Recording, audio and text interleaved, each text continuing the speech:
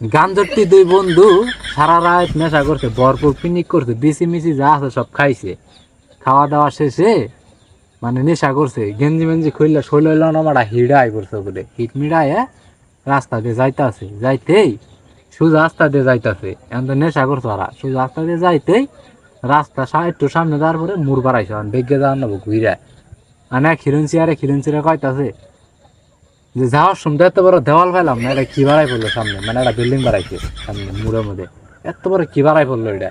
অহন তাহলে আমরা বাইর যাবো কি বকে, আরে খিরুনচিরা কয়তাছে কলা শালা তুই এটা বুঝস না, এটা দাহা মায়ের হরাই তুই আমরা যাবো।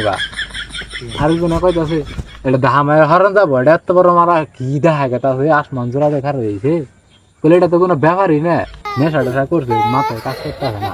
তারপরে শালাই কি করছে, ওকে রাত কাপড় দোবার আছিল, কাপড় তো ডিপিছে থুইয়া দেখাইতে এক শালা সুর পিছনে আয়ে ওকে জিনিসপাতি নিয়ে গেছে গা। না এরা তো দাহাইতে এক শালায় গাঞ্জে 20 মিনিট ঘুরে দে কাপড় চোপড় নাই। ওই সময় আরেক খিরঞ্চিরা কইতাছে বলে শালা তুই দুঃখ কইলি যে এটা হরবো না, দেখছো কুত্তা আনি হরাই আলাইছি।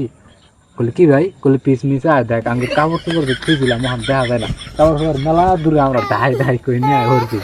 এই হলো ঘটনা, মিশাই